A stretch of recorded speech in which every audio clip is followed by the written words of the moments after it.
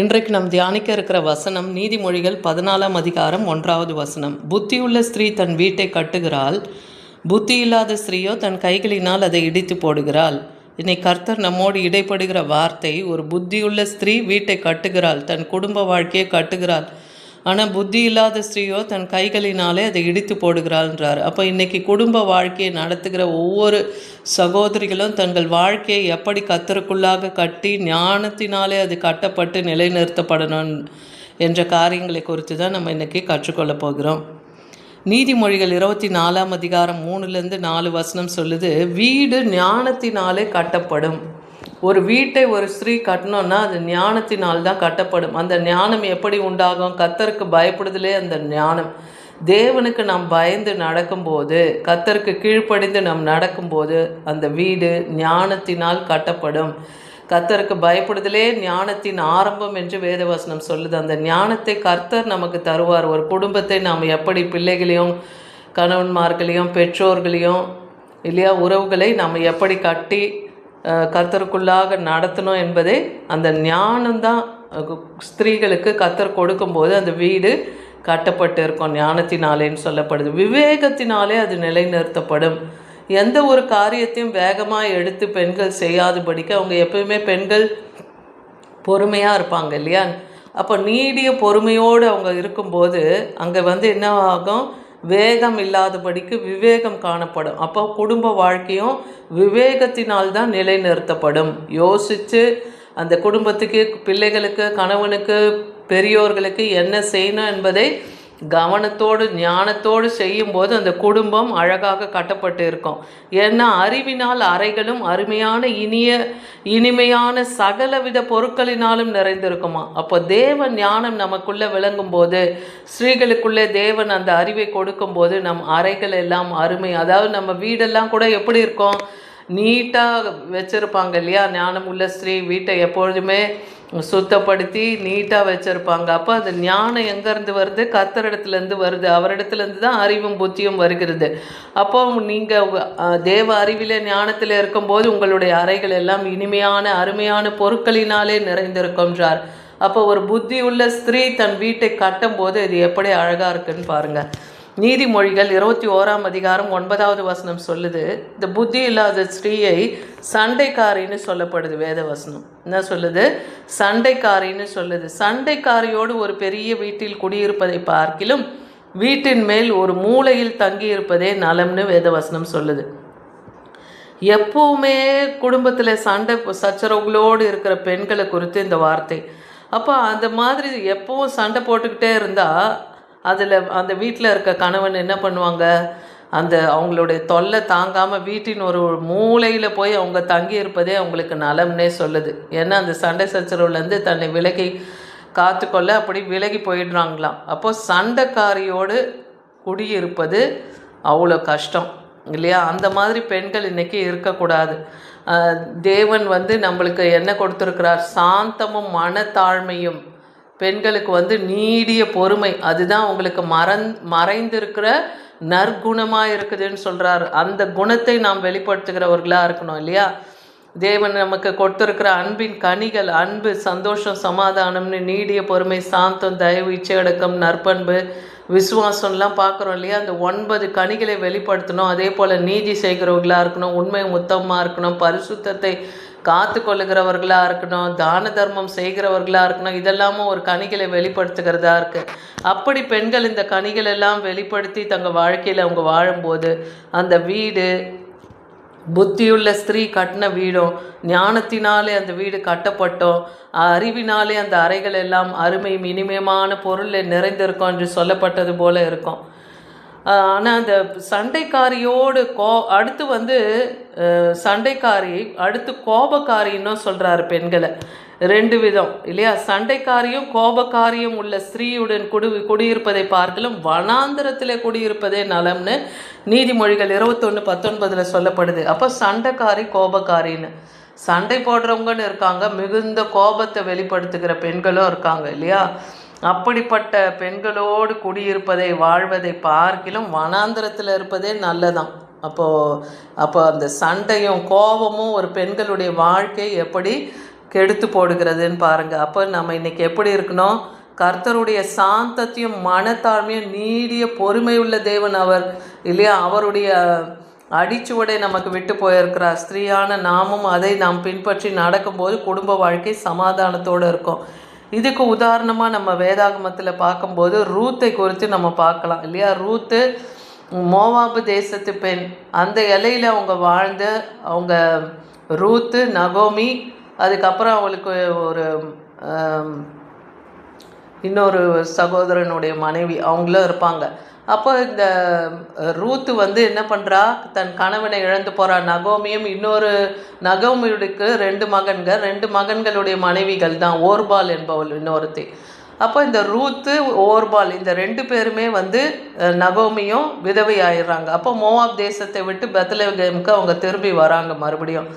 அப்போ அங்கே அவங்க அந்த ஓர்பால்ன்றவ தன் மாமியை முத்தமிட்டு அவள் திரும்பி போயிடுறா. அவள் ஆனால் இந்த ரூத்தோ தன் மாமியாரோடவே கூட இருக்கிறா. நீங்கள் வாழ்ந்தாலும் செத்தாலும், நீங்கள் எங்கே போனாலும் எங்கே இருந்தாலும் நான் உங்களோடவே வருவேன்னு சொல்லி அவள் நகோமியோடவே இந்த ரூத்து தங்குறா. அதுக்கப்புறம் அந்த இலையில போவாசி என்கிற ஒரு பெரிய மனிதர் அந்த ஊரில் வாழ்கிறாரு.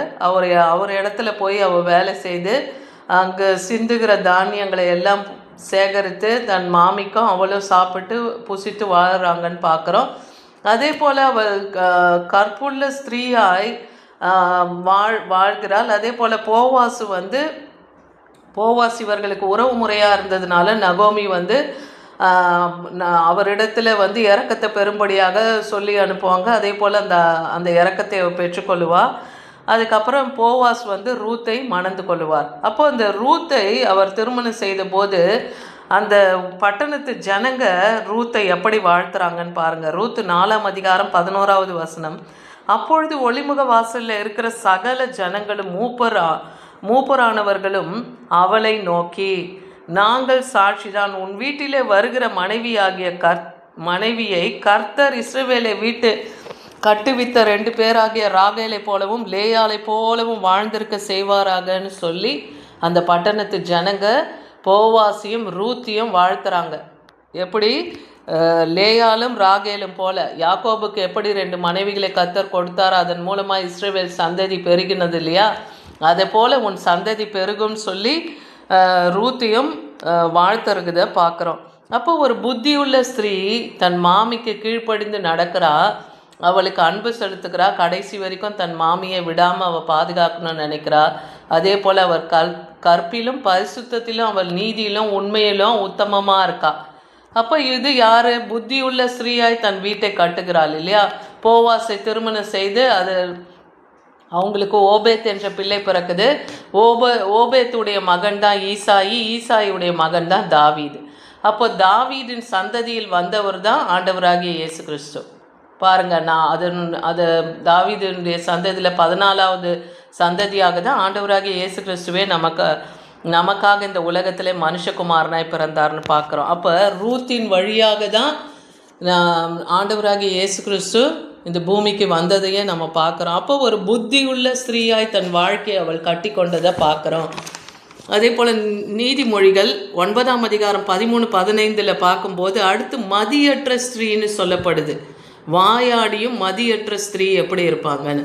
அப்போ வாயாடி பேசி கொண்டு இருக்கிறவங்களும் மதியற்ற நிலையிலே அலைந்து திரியவர்களுக்கு எப்படி இருப்பாங்கன்னா, ஒன்றும் அறியாத நிர்மூலமாய் அவங்க இருக்காங்கன்னு சொல்கிறார். அவங்களுக்கு எது இருக்காது? தேவ ஞானம் இருக்காது. அப்போ அது ஒன்றுமில்லாத நிர்மூலமாய் ஒன்றும் அறியாத நிர்மூலம் உள்ளவங்க ஆனவங்க போல இருப்பாங்களாம். அப்படிப்பட்ட ஸ்திரீகள், வாயாடியும் மதியற்ற ஸ்திரீகளும் என்ன பண்ணுவாங்களாம்?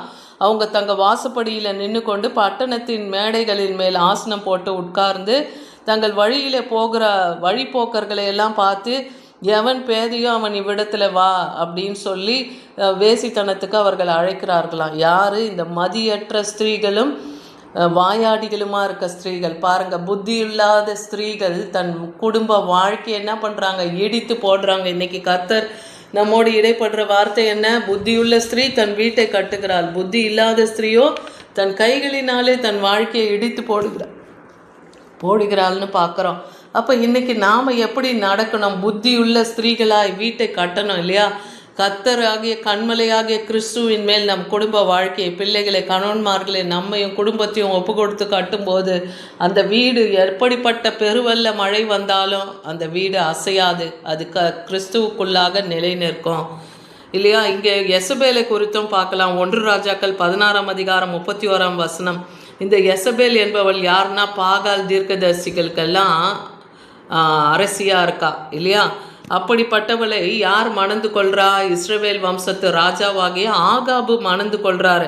நோபாத்தின் குமாரன் ஆகிய யெரொபெயாமின் பாவங்களில் நடப்பது அவனுக்கு கொஞ்ச காரியம் என்று நினைத்தார் போல் அவன் சீதோனிய ராஜாவாகிய ஏத் பாகாலின் குமாரத்தியாகிய யெசபேலை போய் விவாகம் பண்ணிக்கிறான். யாரு? இந்த ஆகாபு என்கிற இஸ்ரவேல் ராஜா. அப்போ பாருங்க, தெரிஞ்சே போய் விக்கிரகத்திலையும் பாவத்திலையும் பில்லி சூனிய கட்டுகள் உள்ள அந்த கிரியைகளையே வழிபடுகிற அப்படிப்பட்ட யெசபேலை போய் இந்த ராஜா திருமணம் செய்து கொள்றான்னு பார்க்குறோம். அவன் போய் பாகாலை சேவித்து அதை பற்றி கொண்டான்னே வேதவசனம் சொல்லுது. அப்போ தேவனுக்கு முன்பாக அருவருப்பான காரியத்தில் அந்த ஆகாபு ஈடுபட்டார். அவருடைய முடிவு எப்படி இருந்தது? அவர் அந்நிய ராஜா மூலமாக அவர் கொல்லப்பட்டு அவருடைய இரத்தத்தை நாய்கள் நக்கிச்சுன்னே பார்க்குறோம் இல்லையா? அக்கிரமத்தை செய்தால் அதுதான் முடிவு. பாவத்தின் சம்பளம் அது மரணம்னே வேதவசனம் சொல்லுகிறது. அப்போ அந்த புத்தி இல்லாத ஸ்திரீயோடு ஒரு புத்தியுள்ள மனுஷன் போய் சேரும்போது அவனுடைய வாழ்க்கையை எப்படி போகுது? இருண்டு போகிறதுன்னு பார்க்குறோம். நீதிமொழிகள் 19:13 பார்க்குற, மூடனாகிய மகன் தன் தகப்பனுக்கு மிகுந்த துக்கம், மனைவியின் சண்டை ஓயாத ஒழுக்குன்னு இருக்குது. அப்போ புத்தி இல்லாத மகன்கள், மூடராக இருக்கிற மகன்கள் தகப்பனுக்கு மிகுந்த துக்கத்தை ஏற்படுத்துகிறாங்க. எது சொன்னாலும் கேட்காத கீழ்ப்படியாத மக்கள் மூடர்களாக இருக்கிறாங்க இல்லையா?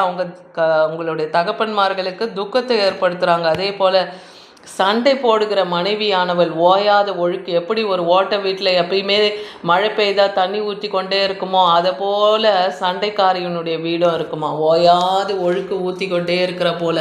அப்போ இன்றைக்கி நம்ம எப்படி நடக்கணும்னு கற்றுக் கொடுக்குறார். ஒரு ரூத்தை போல புத்தியுள்ள ஸ்திரீகளாய் நம் வீட்டை கட்டுகிறவர்களாக இருக்கணும். குடும்ப வாழ்க்கையை, குடும்பத்தில் இருக்கிறவர்களை அன்பாய் அரவணைத்து கர்த்தருக்குள்ளாக அவர்களை நடத்தி தேவ ராஜ்யத்தில் அவர்களை கொண்டு போய் சேர்க்க தேவன் ஞானத்தை அவங்களுக்கு போதித்து இருக்கிறவர்களாய் நாம் இருக்கணும். அப்போ தான் அந்த வீடானது நிலை நிற்கும் இல்லையா? வீடு ஞானத்தினாலே கட்டப்படும், வேகத்தினாலே நிலை நிறுத்தப்படும் என்று சொல்லப்பட்ட வார்த்தையின்படியும் அது கிறிஸ்துவுக்குள்ளாக நிலை நிற்கும். ஆமீன்.